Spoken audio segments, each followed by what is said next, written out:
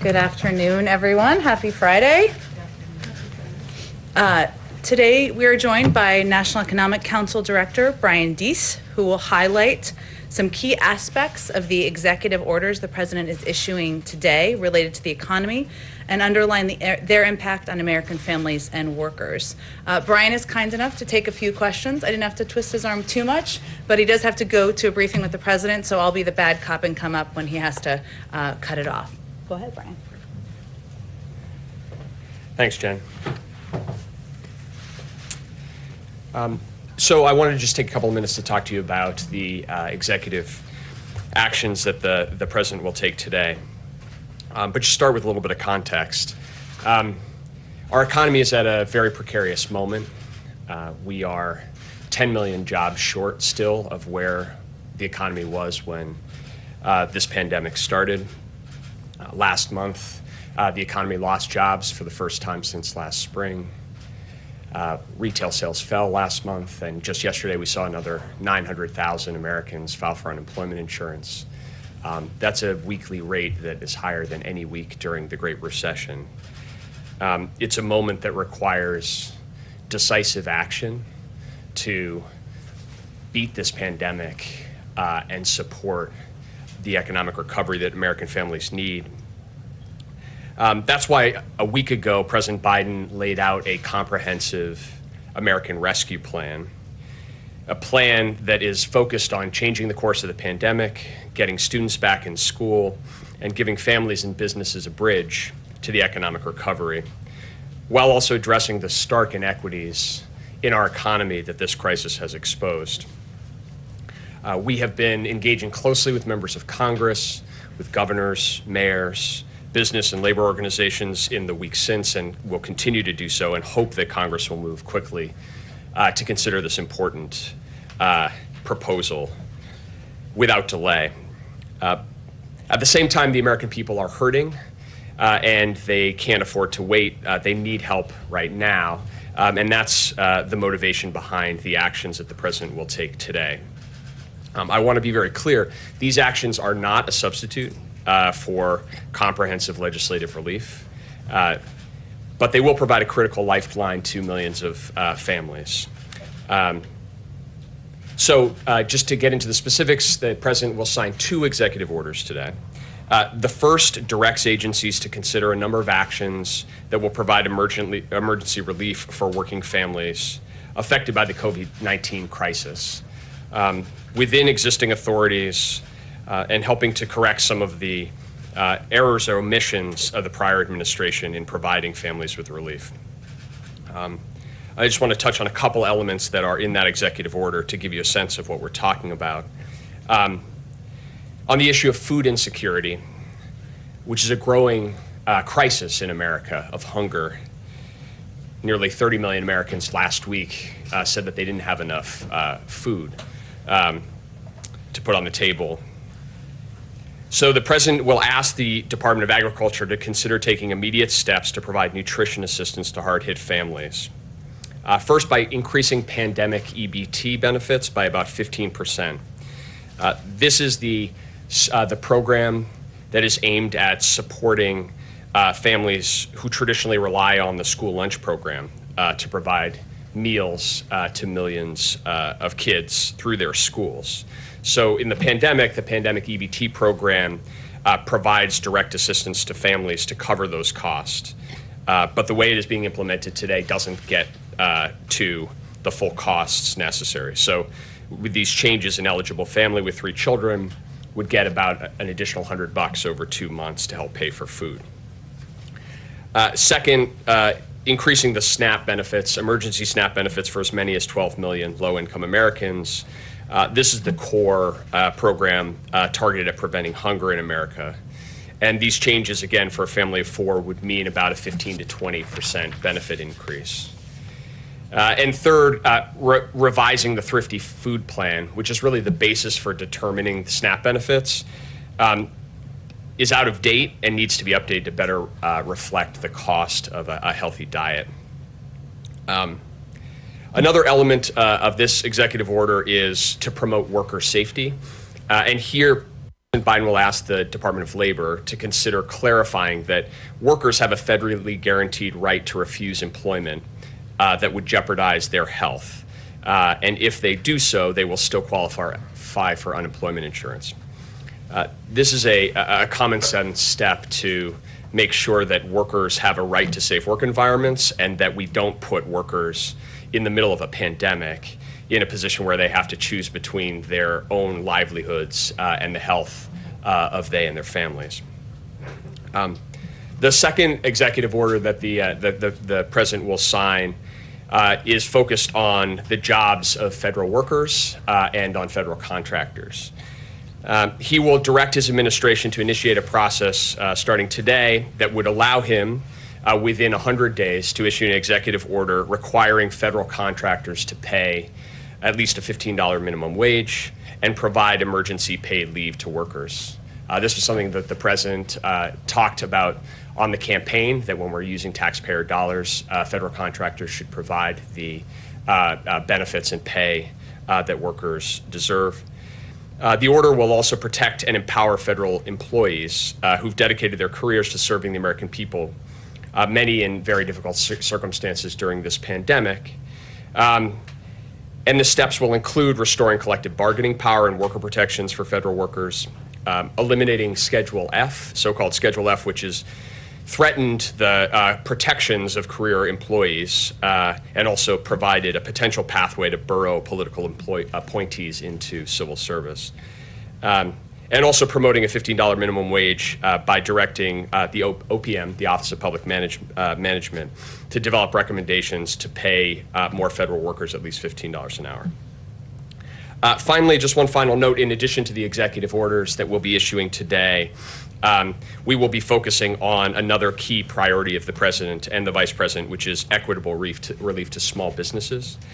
In previous rounds of relief, too much of the support that has been dedicated to small businesses has left out the smallest businesses, mom and pop businesses that don't have existing connections with a financial institution.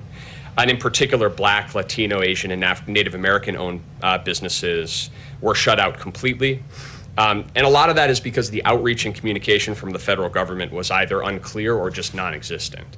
And so too many of those companies have been denied relief, and many of them have had to shut their doors for good.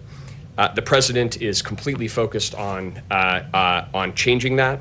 And he has directed us to take immediate steps to make sure that we're listening to these communities, we're taking their advice on how to improve the distribution of relief.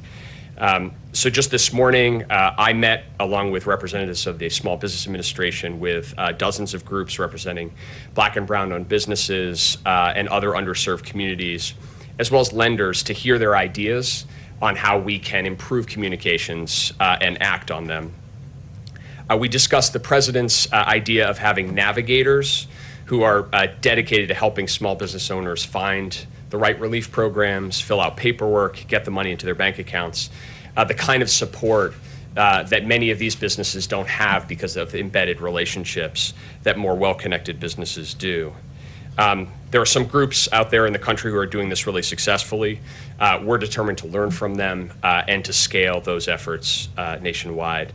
And in this vein, I look forward, I will be joining the Vice President Harris later today. She will be meeting with small business owners to discuss both the American Rescue Plan and the need for more effective small business relief delivered without delay. So that is today. That is our focus through a set of executive orders. And I'm happy to take a couple of questions, of which you all have many. Sure, okay. Sure. This is the good cop, bad cop thing. Christy, go ahead. Thanks, Jen. Hi, Brian. Hi. Good to see you. Thank you for taking questions today. I want to ask you about the call on Sunday with a bipartisan group of lawmakers.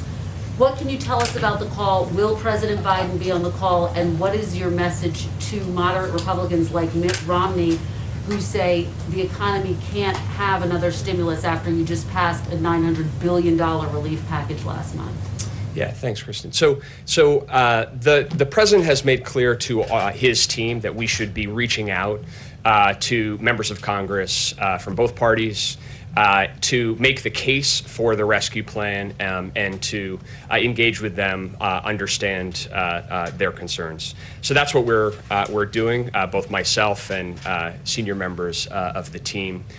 We have been doing that over the course of time. We'll continue to do that, including the call on Sunday that I'll be doing with a group of senators, and we'll continue that engagement going forward. In terms of the message, it's pretty clear.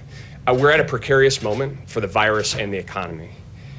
Without decisive action, we risk falling into a very serious economic hole, even more serious than the crisis we find ourselves in. And economists across the board, including today President Trump's former chairman of the Council of Economic Advisors, arguing strenuously that now is the time for that type of decisive action for the economy, and that we can't wait to provide the resources to make sure that we can open schools, we can get vaccine shots in people's arms, and we can provide that bridging relief to families and small businesses. There's a lot of support. I met with a group of mayors yesterday, bipartisan group of mayors from across the country. You hear from mayors, you hear from governors just crying out that in order to take on these crises, the public health and the pandemic and the economic crisis at the same time, now is the moment for that kind of decisive action. That's the case we'll be making. And just to be clear, Brian, will President Biden be on the call? And if not, why not, if this is so urgent? So, like I said, we're doing all outreach. The president has directed the team to do outreach to members of Congress, to business and labor organizations, to mayors and governors, and we're in the process of doing that. I'll be having that conversation on Sunday. You can expect that other members of the administration will be engaging with members of Congress across time as well. And just very quickly, Brian, if I could, what would a February impeachment trial, how would a February impeachment trial impact getting the COVID relief package passed?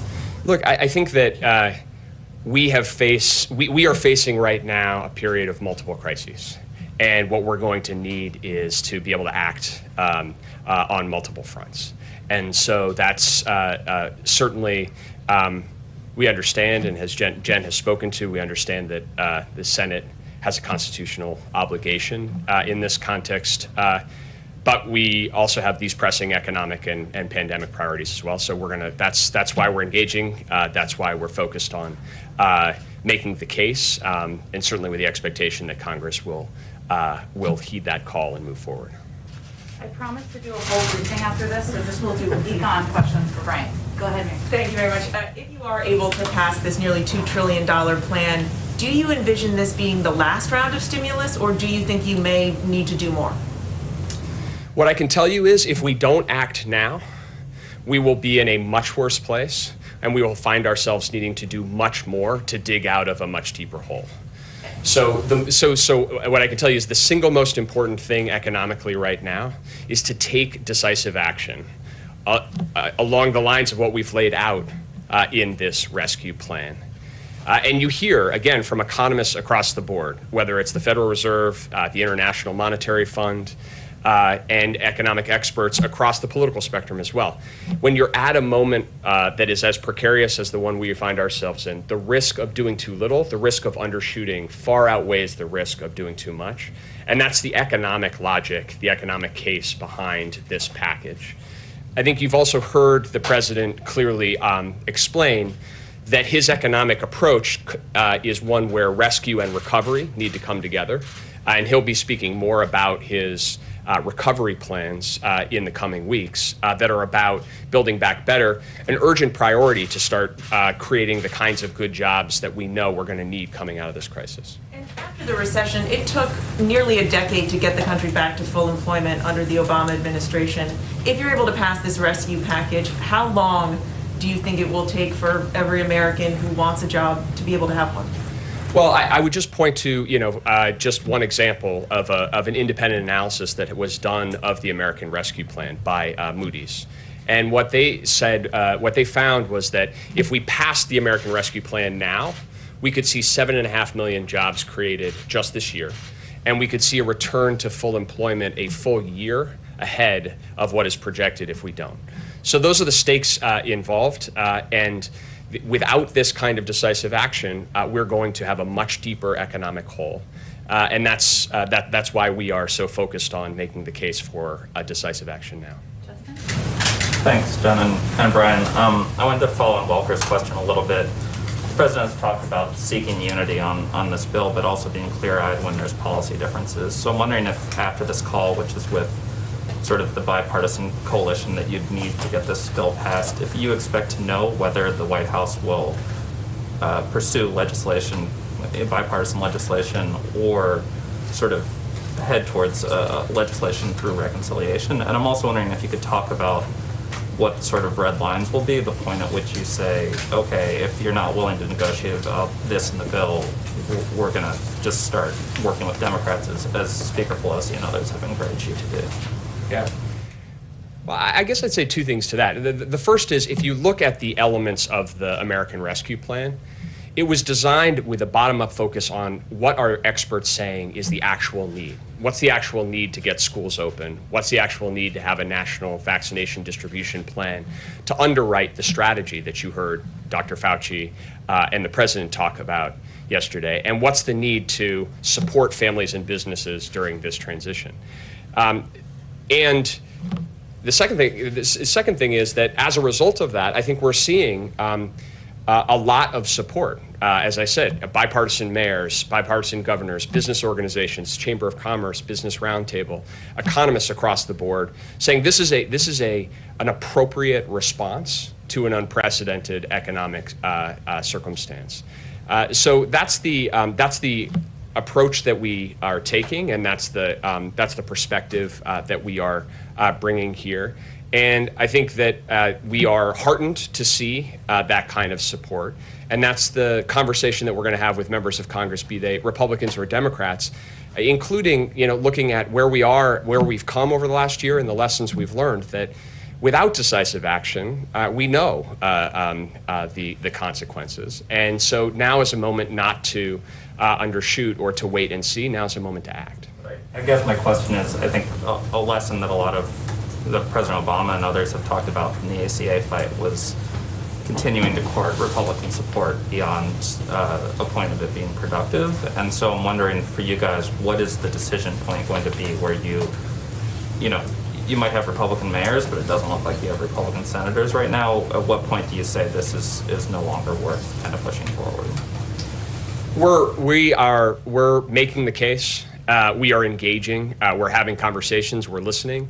And we are also focused on the urgency and the need to act. And so, what I can tell you is that's where the president's focus is. That's where the vice president's focus is. That'll continue to be our focus. Is we want to engage and we want to act, and that's going to be what guides us here. It's going to be the last one, but Brian will come back. Thank you for doing this, Brian. Back to the point of the objections of some of these Republican senators who have already spoken out. They say they just passed $900 million or so at the end of the year. Most of it isn't even out yet. How do you know, if that money hasn't gotten into the system yet, that you even need to release more at this point? Why move ahead with $1 trillion plan if the $900 million that's already been approved hasn't even gotten out there? Sure. Well, first of all, we waited for 6 months or more before Congress acted, and so really a lot of what that $900 billion was doing was filling a hole in the second half of 2020 that desperately needed to be filled, and so this is not an issue of Congress acting too much. It's an issue of not acting enough. And the second is, if you look at the components of the $900 billion, again, we could go line by line, but these are resources that are either already out the door or are addressing economic challenges or public health challenges that were in the rearview mirror. So as we find ourselves today, looking forward, we need a very decisive set of actions if we are actually going to get schools open, if we're actually going to get a vaccination program up and running. And I think that the case that we will make is that today we're not where we need to be. And if we go line by line in the American Rescue Plan, these provisions have been designed based on an assessment of need. And we think they're going to absolutely be necessary. So, I think that looking forward, we're quite confident that this is the prudent assessment of needs. And I want to clarify two quick things. How many federal employees or federal contractors are making minimum wage right now? Do you guys know? So I don't have an estimate of that right now. And then last night you said that there are roughly 8 million people who haven't received their stimulus checks. Yes. How do you find them? So it's a great question. This is principally an issue associated with people who are non-filers, so they're not filing income taxes, in most cases because they don't make enough money to need to file federal income taxes. And so as a result, the way that the IRS and the Treasury Department in the previous administration has focused on getting those checks out has been to work through the tax system. But those are people who are legally entitled to those checks. So we have a number of strategies that we're going to pursue. And that today we'll start with the President's executive order to direct the Department of Treasury to consider a whole range of efforts, including creating an online portal that would allow people to easily identify if they're eligible, to work through counterpart organizations to actually affirmatively do outreach to communities where we know there are significant numbers of these families and these individuals, to let people know that they may be available. Some of this is education outreach as well. And I would just, it's a little connected to what I was saying about small business as well. What the president is directing all of us to do is to really focus on the affirmative steps that we can take, and an affirmative strategy to say it's not enough to just say, well, if folks don't know or if they don't have a network, then they're left out in the cold. We're gonna work both directly in what the federal government can do and with partner organizations to try to make sure that every American who's entitled to a benefit is actually receiving it. But if there's someone out there right now who hears you saying this and realizes I'm eligible and I haven't gotten it, right now today, is there a way for them to raise their hand and say, send me my check? Well, starting today, we're going to start a process to make that a lot easier for families, including being able to go online and do that. But that's work that's going to start today. I totally skipped the AP, so would you mind taking one? I just want Didn't mean to. Thank you. I just had one small question on the mechanics of the EO targeting the food insecure. Does the USDA have the money to distribute these plus-ups that you're talking about? Yeah. Or is there going to need to be appropriations from Congress? So these are mandatory appropriated programs, so there's no need for additional congressional action. It's a change in regulation on the eligibility for benefits. So these are changes that can be made under existing statute and under existing budgetary authority without any additional action from The Congress. money's there, though, to... Yeah, it's a mandatory program, so it operates based on the benefits are paid out based on who is eligible. Great. Thank you, Brian. I'll be back. Great. Thank you all. All right, everyone. Happy Friday. I have a couple of things just at the top, some things you've been asking about, so hopefully they address some of the questions you may have. First, we applaud the Senate's strong bipartisan confirmation of Lloyd Austin, who has been breaking barriers all of his life as the first Black Secretary of Defense in our nation's history. Secretary Austin's confirmation is a major benefit to our national security, and he's going to hit the ground running, leading the Pentagon. He will be sworn in today, but he will be sworn in more officially by the not more officially, I should say, but he will be sworn in more ceremoniously on Monday by the Vice President. Similarly, the President is very happy to see that Janet Yellen, the first woman who would ever lead the U.S. Treasury Department, was unanimously voted out of committee this morning. This should only be the beginning. We're facing unprecedented challenges and threats to our national security during these emergencies, and our country urgently needs our Secretary of Homeland Security in place. Alejandro Mayorkas is one of the most knowledgeable Homeland Security experts in the country. He's earned bipartisan praise, and he's been previously confirmed by the Senate 3 times. This is a confirmation that we are going to continue to press on in all of our engagements and conversations with the Senate. I also have some news to share on the President's response to domestic violent extremism. The January 6th assault on the Capitol and the tragic deaths and destruction that occurred underscored what we have long known. The rise of domestic violent extremism is a serious and growing national security threat. The Biden administration will confront this threat with the necessary resources and resolve. We are committed to developing policies and strategies based on facts, on objective and rigorous analysis, and on our respect for constitutionally protected free speech and political activities. Our initial work on DVE will broadly fall into 3 areas. The first is a tasking from President Biden sent to the ODNI today, requesting a comprehensive threat assessment coordinated with the FBI and DHS on domestic violent extremism. This assessment will draw on the analysis from across the government and, as appropriate, non-governmental organizations. The key point here is that we want fact-based analysis upon which we can shape policy. So this is really the first step in the process, and we will rely on our appropriate law enforcement and intelligence officials to provide that analysis. The second will be the building of an NSC capability to focus on countering domestic violent extremism. As a part of this, the NSC will undertake a policy review effort to determine how the government can share information better about this threat, support efforts to prevent radicalization, disrupt violent extremist networks, and more. There's important work already underway across the interagency in countering DVE, and we need to understand better its current extent and where there may be gaps to address so we can determine the best path forward. The third will be coordinating relevant parts of the federal government to enhance and accelerate efforts to address DVE. This considered, NSC-convened process will focus on addressing evolving threats, radicalization, the role of social media, opportunities to improve information sharing, operational responses, and more. Just a couple more items. As you all know, right now, the President and Vice President are having lunch. This is something they look forward to doing every week. They'll be discussing their agenda, particularly getting relief to working families and containing the COVID crisis. And I'm sure they'll talk about the last 48 hours as well. Later today, the President will speak with Prime Minister of Canada, Justin Trudeau. We confirmed that earlier this week. He'll also speak with President of Mexico, Andrés Manuel López Obrador.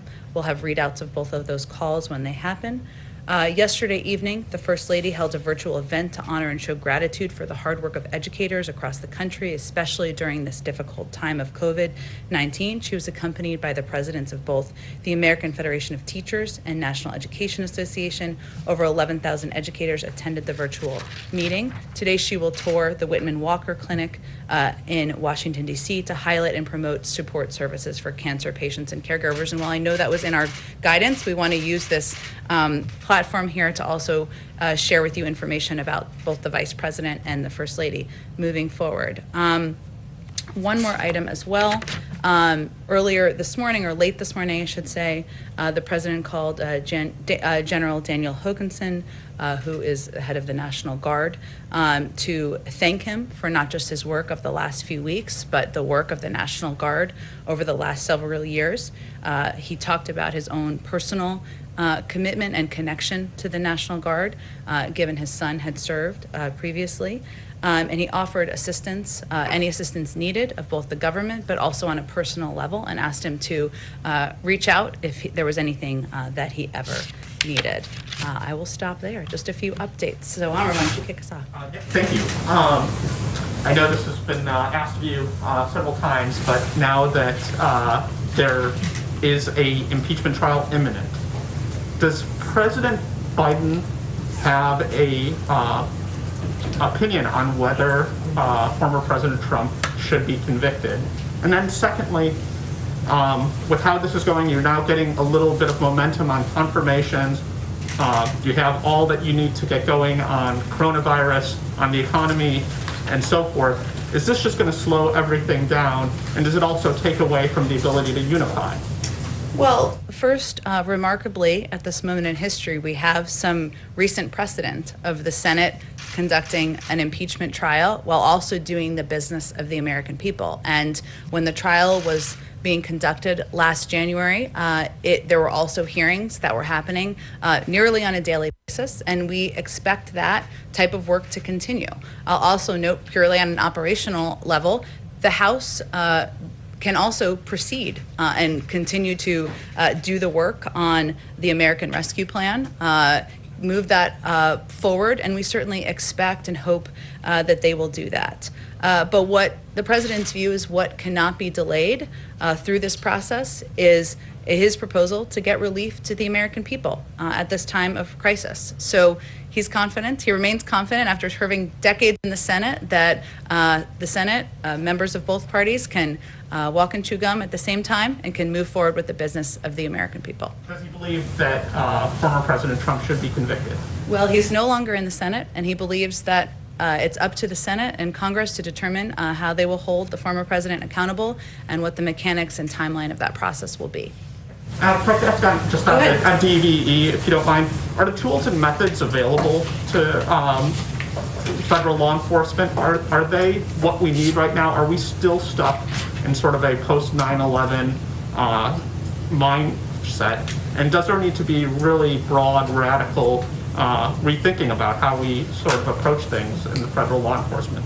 Well, the reason that the president wanted to do this review and the national security team wanted to do this review is because it's a priority to ensure we are assessing what is happening in government and how we can do it better. So clearly more needs to be done. That's why the president is tasking the national security team to do exactly this review on his second full day in office. So it's sending an indication of that. Let me just give you just a little bit more information. Homeland Security Advisor Dr. Liz Sherwood-Randall has asked Joshua Geltzer to pioneer a scoping effort in the first 100 days in coordination with the Senior Director for Counterterrorism, Claire Linkins. Geltzer previously served as the Senior Director for Counterterrorism on the National Security Council from 2015 through 2017. And Deputy Homeland Security Advisor Russ Travers will also bring his extensive experience. So those are some of the people who will be involved in overseeing this review and an assessment of what the steps are going to be following. Go ahead, Kristen. Thanks, Jen. One on impeachment, and then if I could, on COVID. On impeachment, did House Speaker Nancy Pelosi consult with President Biden before sending the article of impeachment over to the Senate? I don't have any calls between them to read out for you, Kristen. Obviously, they're in regular touch. I can say, from a previous question you asked Brian, that he's been in touch with members of both parties about his agenda even since he was inaugurated. So obviously a range of topics come up in those discussions, but I don't have anything more to read out for you. On the timing, Leader McConnell has said that he's going to push for a February timeline. I know that you don't want to comment specifically on the timeline of this, but how would a February trial impact the effort to get COVID relief passed? Well, the president's expectation, he believes in the Senate and their ability to multitask and get the work and business of the American people done at the same time while they're proceeding with an impeachment trial on whatever timeline it begins and ends on, Kristen. So he's come. Is mid-February fast enough for He's going to leave the timeline up to them. But what is important, and again, there's precedent for this, is that they are continuing to move forward with getting the relief to the American people, because that certainly can't wait and be delayed until March, April, or May. We can't afford that. If I could follow up with you on what you said about COVID yesterday. You said your goal is 1 million shots per day, which would double, you said, what the Trump administration was doing. According to the CDC, we have reached 1 million shots a day last week. So given the urgent need for vaccinations, why not aim higher? Well, first of all, we're not packing up our bags and leaving at 100 days. We felt it was important, and we set that goal before any American had received a single shot. So the incoming Biden administration felt it was important to set what was described as a bold and ambitious goal at the time, and many doubted we could even get there. So we want to set our own markers and markers for the American public so that they know we're meeting our goal. If we surpass that, That's great. We're going to continue working after day 100 as well. But there are a number of factors here Dr. Fauci also talked about. It's not just having the access to the vaccine, right? It is about addressing vaccine hesitancy. It's about ensuring we have the materials needed. It's about, and you all have done reporting, of course, on different issues going on in states from New York and others where there are concerns about supply, where there's confusion about the process, and we need to address that. So there are a number of operational challenges that are happening at the same time. Okay, let's go, Ed. Yeah, following up on the vaccine, stakeholders we've talked to, state leaders, medical experts, have said one of the questions that they're trying to figure out is how much vaccine is actually in the national stockpile right now. Do you have any sense of that yet? Our team, as you know, has been on the ground for about 48 hours, but certainly what they want to determine is not just the operational issues I referenced, but also what we're looking at in terms of supply. We are, as you may know, we are going to be starting briefings next week, I should say, a couple times a week with some of our health experts. So I expect they'll be able to provide some update of what they've reviewed and what they have access to at that point in time. Two other quick ones on the previous occupant. House Intelligence Committee Chairman Adam Schiff is calling on President Biden not to extend the courtesy to President Trump of getting access to intelligence briefings. Has a decision been made on that? Not that I'm aware of, but I'll follow up with our national security team and see. We would certainly leave the decision to them, to the intelligence community. Clear up the confusion here about who exactly dismissed the chief White House usher. Well, it happened. Was it the Biden administration or was it the previous occupant? It is a very important question. I'm so happy you asked it. It happened before we walked in the door, Ed, so I don't have any more information than what we've provided. Go ahead. Not to belabor this point, but you've said that Congress can walk and chew gum at the same time, which is true. But there are also so many hours in the day. Has the president expressed any concern that a Senate trial will slow down additional confirmations or movement on a COVID relief bill? Only that it cannot. There are only so many hours in the day, you're right. But again, if there's a Senate trial happening in the Senate, of course it would happen in the Senate, the House can move forward on a package. And certainly there is capacity and ability to have discussions, have hearings, take steps to move forward on the president's COVID relief package. And we don't think it can be delayed or it can wait. So they're going to have to find a path forward. He's confident they can do that. And President Biden has made pretty clear that he believes former President Trump is unfit to serve. Does he think he should be barred from holding federal office going forward? Well, we'll leave it to Congress. He ran against him because he thought he was unfit to serve, and he's no longer here because President Biden beat him. But we'll leave the steps, the accountability steps to Congress to determine. Just two quick COVID questions. Any update as to whether the president may sit down with congressional leaders to discuss and try and hammer out this package? Sure. Well, I will say without giving you specifics necessarily, but which I know you're looking for, so I shouldn't have just walked myself into that rabbit hole. But right. But the president has already done a number of calls with Democrats and Republicans. That will continue. He's very eager to be closely involved, roll up his sleeves and be making calls himself. I don't have an update on any meeting. I will, though, just add, just for context, I know the reporting, thanks to your reporting, I suppose, about the meeting this weekend kind of got out there, and obviously Brian confirmed it. There are a lot of meetings happening at one time with a lot of different officials, so I wouldn't see that as like this is the negotiating tool. That is one of many engagements and one of many discussions that the president, the vice president, senior members of the White House team are having and are ongoing. And as outlined right now, is he confident that you have enough Democrats on board with this plan to pass this? Well, he announced the plan about a week ago, right? His view is that this is how democracy should work, which is the president of the United States announces what his vision is and what his proposed plan is to address the crises the American people are facing. Then there are ongoing discussions with Congress. They like some pieces, they don't like other pieces. You all have seen Democrats like many pieces, Republicans even like some of the pieces too, and he's had those encouraging conversations. But the final package may not look exactly like the package that he proposed. That's okay. That's how the legislative process should work. Go ahead, Justin. Thanks, welcome back. Thank you. I had a question on COVID, but I wanted to start with just some housekeeping from questions you had earlier in the week that you said Okay. you might circle back on. Okay. So I was wondering if, The plane? sure, we can start Oh, there. I was, okay. On the plane, we are certainly aware of the White House military units proposal that has been submitted to them about reconsidering the color scheme of Air Force One. I can confirm for you here, the president has not spent a moment thinking about the color scheme of Air Force One or anything in the House or any article of anything. And no one is going to submit a decision memo to him on that particular topic. But certainly we're aware of the proposal, and as there are any updates, we're happy to provide them to you. Maybe a little more substantively, I was wondering, you mentioned syringes yesterday, but not if you were, or not specific companies that might have had DPA contracts either started or come in, and then also DC statehood was an issue that was raised in a previous briefing. Sure. Well, on the first, I don't have specific companies for you. I can circle back with our COVID team and see if we have more specifics. Obviously, those conversations are happening as we speak. There was a question yesterday about whether the Defense Production Act had been invoked. It has been invoked, so those processes are now rapidly ongoing. The president has supported DC statehood in the past. That certainly remains his position, but I don't have anything for you on the timeline or next steps there. Oh, go ahead. Just the COVID one quickly.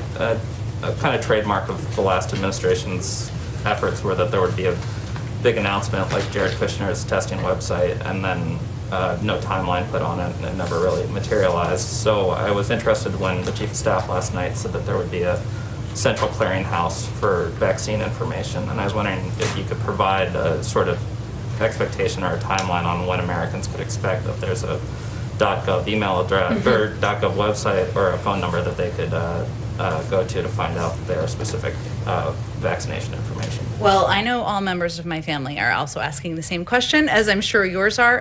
It is something we're eager to do and also provide more information to the American public about when they can call their pharmacy and schedule an appointment, just to make it much easier. The lack of information and the disinformation at times about how people can get the vaccine, when they can get the vaccine, who's eligible, has created a great deal of confusion. As you all know, I don't have anything on the timeline, but I will remind you that the person who saved healthcare.gov and the person who helped him are working on the COVID team. So we're in very good hands, and they're certainly committed to getting more information out in a more accessible way. Go ahead. Thanks, Jen. Two questions. The first is having to do with the operations of the West Wing. There's some curiosity about this from the early days of the Trump administration, so I'll ask you. Who has Oval Office walk-in privileges in this White House? Do you have Oval Office walk-in privileges as you speak for the president? And how is that access to the president controlled you? Well, I don't know that I'm going to give you a list of everybody, but I will convey that, since the first conversation I had with then President-elect Biden, he conveyed to me it was important that we have regular conversations and we're able to have a discussion about how he sees things and questions that are coming up to ensure that we are providing you all with information not just about our policies, which is of course pivotal, but his also his thinking on issues. So I talked to him this morning, and certainly I expect and anticipate I'll have regular conversations with him. And there are a number of other people who have those conversations with him on a daily basis as well. That's part of his style, and part of his style of governing is to make sure people who are engaging with the outside world have an understanding of his thinking. One more question for you. Is Dr. Deborah Birx still a member of this president's COVID response team? I will have to circle back on that one. That's an excellent question. I don't have any information on it in front of me. Go ahead, in the back. Thank you, ma'am. I've got a question about the Senate and then also a foreign policy question, if you'll let me. Great. I love foreign policy questions. Thank you. Senator McConnell and Senator Schumer have been going back and forth over discussions when it comes to a power sharing situation. Obviously, the sticking point has been the filibuster. Are you concerned that those negotiations could potentially delay the president's legislative agenda, his nominees, and then also, does the president still oppose overturning the legislative filibuster like he did in that interview with the New York Times? Sure. Well, the president's position hasn't changed, but I will say he's conveyed in conversations with both now Leader Schumer and Senator McConnell that they need to have their conversations, of course, but he is eager to move his rescue plan forward. He is eager to get relief to the American public. He wants to work with both of them to do exactly that, and he wants it to be a bipartisan bill. So that is his objective. So his position hasn't changed. He opposes overturning the legislative filibuster? He has spoken to this many times. His position has not changed. The previous administration, on their way out the door, declared that China's human rights abuses against Uyghur Muslims were, quote, crimes against humanity, and, quote, a genocide. Does the president agree with that determination, and will he keep it? Well, I know that our Secretary of State is just about to get confirmed, or so Senator McConnell tells us, and I'm sure he will be reviewing. I know he will be reviewing a number of the decisions and assessments that have made. Obviously, the president has spoken before to the horrific treatment of Uyghurs, but I don't have anything more for you on it. I can check with our national security team and see if we have a more up-to-date statement. Go ahead. Hi, just a couple of quick follow-ups. The USDA aid for families that depend on schools to feed their children, that is $100 for 3 children every 2 months. I mean, is that too little, too late? What more are you thinking of doing? Well, first, I will say that the executive actions, and this is something when we were discussing this with the president earlier today, are just part of his effort to bring relief to the American people. His priority was overturning a number of the detrimental steps that the Trump administration had taken, and to take steps that he can, through executive authority, through the review of the legal team, to bring that relief. But he has also proposed this large package, as many of you have pointed out to all of us, to bring additional relief. And he wants to work with Congress to build on the executive actions, to take a bipartisan approach to making sure we are that kids have food to eat, that people who don't have jobs have the relief they need, that we can get the vaccine out, that schools can reopen. Those are all priorities of his, but his big focus is on doing that in a bipartisan way with Congress. And there was this other detail mentioned about the $15 minimum wage, and I know Brian spoke about federal contractors. But the issue's obviously faced a lot of opposition in Congress over the years. Is President Biden planning to speak to Senator Schumer to bring the bill, the legislation that the House passed on $15 to the Senate? I mean, how does this broadly help workers around the country? Well, again, this is just one part of his step to provide relief to the American people. There are many federal contractors, of course, serving the government, and he felt it was something that was not just right to do, but something that was necessary to do. But he has proposed a significant relief package, a package that will provide assistance to many, many Americans, and he will continue to advocate for the $15 minimum wage moving forward. There's no question about it. Go ahead. Thank you very much, Jen. And I'd like to focus on vaccinations. There's arguably something that the federal government can do in this front. In New York, there is a looming train wreck that's actually happening today. Governor Cuomo and Mayor de Blasio say that they're going to be running out of their batches of first doses of the vaccine today. They don't expect to get more until Tuesday, so there's going to be a 3-day gap. Is the federal government and is President Biden going to do anything to prevent that? Well, we've asked the CDC to look into exactly this issue and see what can be done. I don't have any update beyond that, but certainly we don't want any states to run out of access to vaccine. We are hopeful that in the weeks ahead, as we get our sea legs here and our team starts to operationalize engagement with governors, engagement with local officials, to provide them a greater understanding of supply, of what we are going to have access to in a time frame that's farther in advance, that we can avoid situations like this in the future. But we've asked the CDC to look into what's happening. Follow up on that. There's arguably a way that the federal government could just basically flip a switch and help alleviate some of this problem. New York City says it has 65,000 doses that are reserved for a second shot.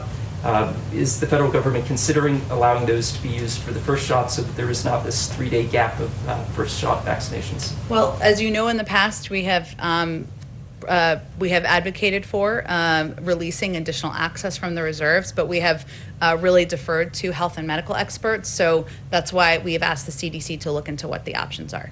So you've asked the CDC to look into this, so there's... Well, to look into, to have the conversation with officials in New York and to look into what is possible.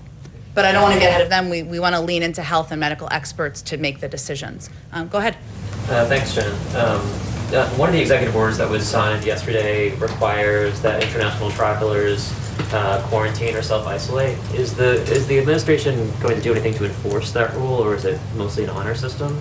And then on coronavirus, one more. Has the president considered establishing any sort of national memorial to memorialize those people who died from coronavirus?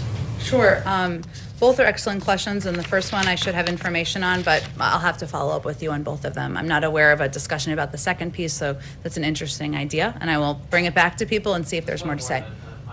The immigration bill, has the president got a sense of any feedback on the immigration bill that was sent to the Hill yesterday? And is there an overall timeline for when he'd like to see that move? Well, we already have co-sponsors of the immigration bill, as you may have seen, which is obviously a good sign.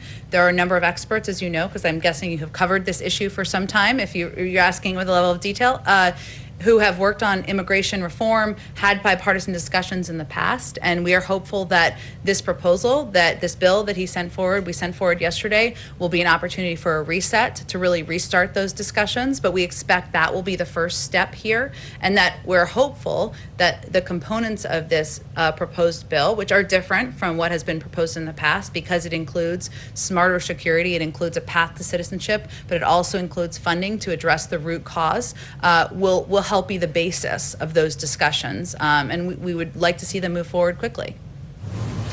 Okay, why don't you go ahead right here. You mentioned the issue of vaccine hesitancy. Does the president believe that all Americans should get the vaccine, and then for those who might be reluctant to get it, how do you convince them that it's safe?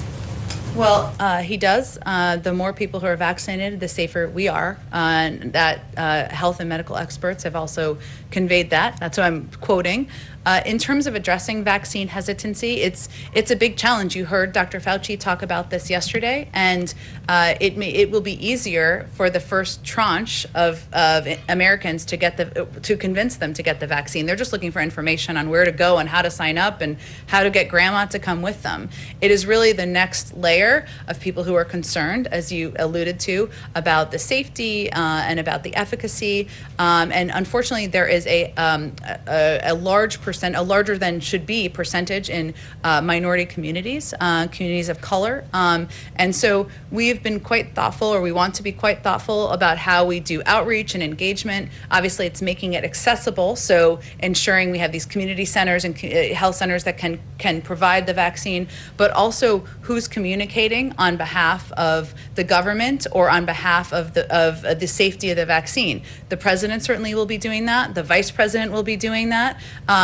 I know a lot of celebrities have offered, that's okay, but what's been interesting in the data, or great, we welcome that, but what's interesting in the data is that local doctors and local officials, people from the community are people who are often most trusted, and so we're really trying to empower and be able to fund local communities to be able to be the spokespeople to build that trust. Go ahead in the back. Thank you, Jen.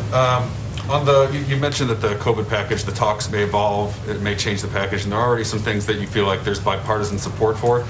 Is there any consideration that's taken place or that may take place in separating some of these pieces out and passing the things first and foremost that may generate bipartisan support, given the urgency that you've talked about? Well, I will say, as Brian said, that our objective here, or the way that the package was designed, was to address the core issues of the crisis. So I think the tricky piece of that question is, do you delay vaccine funding to distribute the vaccine? Do you delay funding for unemployment insurance? Do you delay funding to reopen schools? Nobody wants to be having a conversation about why schools aren't reopened in May or June. Democrats, Republicans, no members of Congress. So there are key components in here that that in the package that was designed to address the current crises. So right now we're having a discussion about the big package, but as you noted, there are points of view, no surprise, about many components of it. We certainly understand that, and we welcome the discussion and engagement with members of both parties. Timeline on the fact-finding period for the domestic violent extremism orders that the letters that you've sent. Is there a period when that you're expecting to get maybe some action? When we're on getting that? the report back. I don't believe we have outlined that yet. We can follow up with you if there's a specific timeline that we're putting out publicly at this point. Go ahead. Janet Yellen in committee yesterday said that President Biden wouldn't be signing any free trade deals because the focus was on the domestic economy and infrastructure. Where does that leave the potential for a UK-US trade deal, which, is it months away or next year or year after?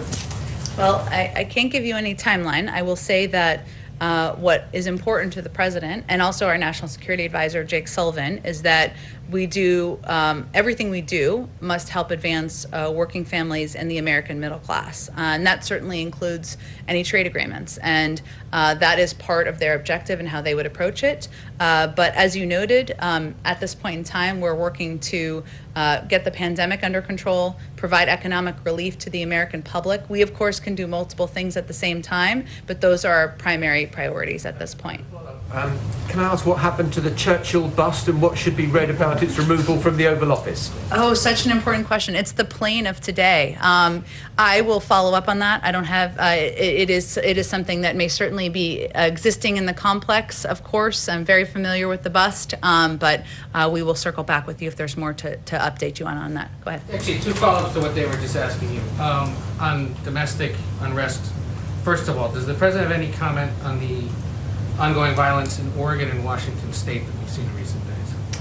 Well, certainly we had our team on the ground, our national security team, even before 12:01, early in the morning on Inauguration Day, because we wanted to be able to monitor events happening across the country and any unrest that was resulting from the last couple of weeks. I haven't spoken with him specifically about those events, but it is something our national security team, Liz Sherwin-Randall, our Homeland Security Advisor, is closely monitoring, of course.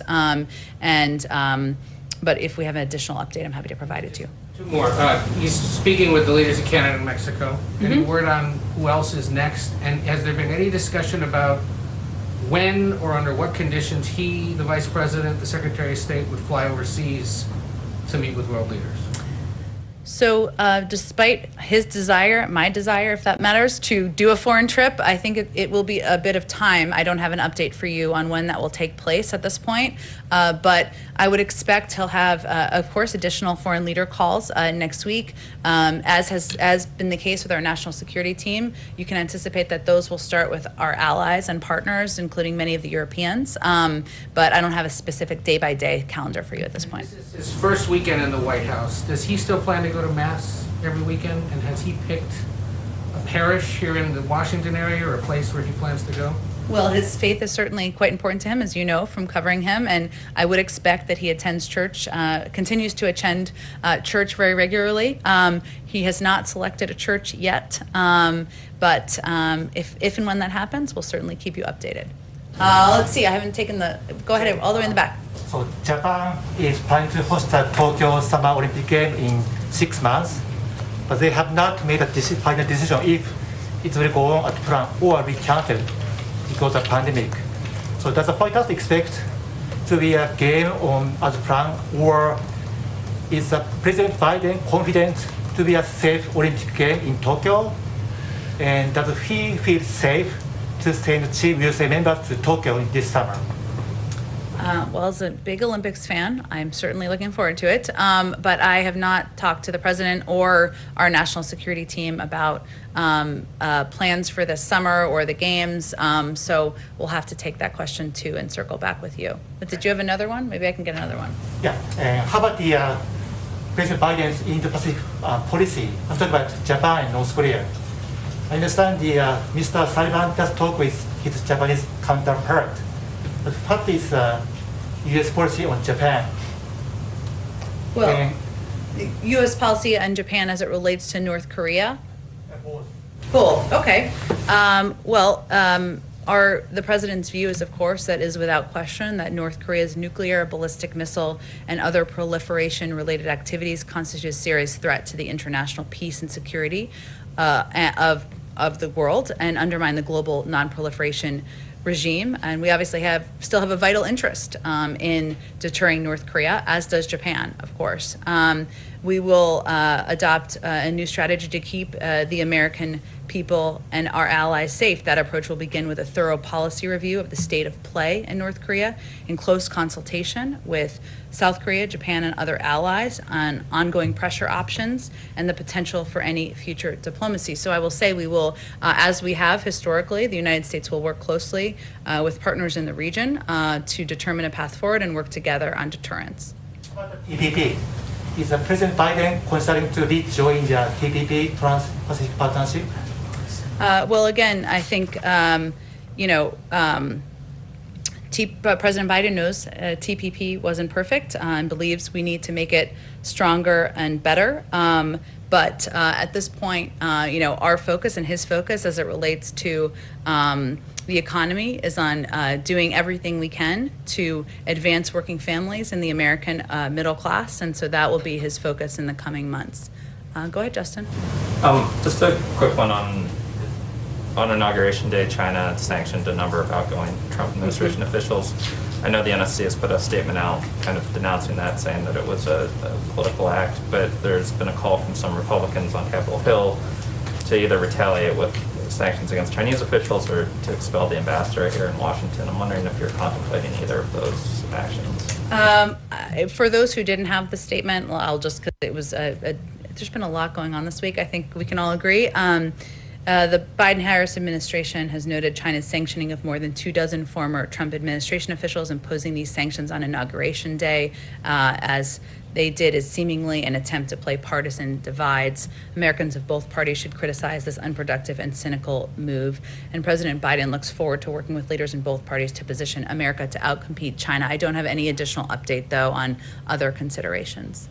Go ahead. Thank you, ma'am. This morning, the White House put out a statement on the anniversary of Roe v. Wade. As a candidate herself, the vice president proposed an abortion rights law akin to the Voting Rights Act. Is that something that she still supports? Is that something that the president is exploring? I don't have any update from the vice president's policy. Obviously, her policies are the policies of the Biden-Harris administration, and the statement today speaks to those policies.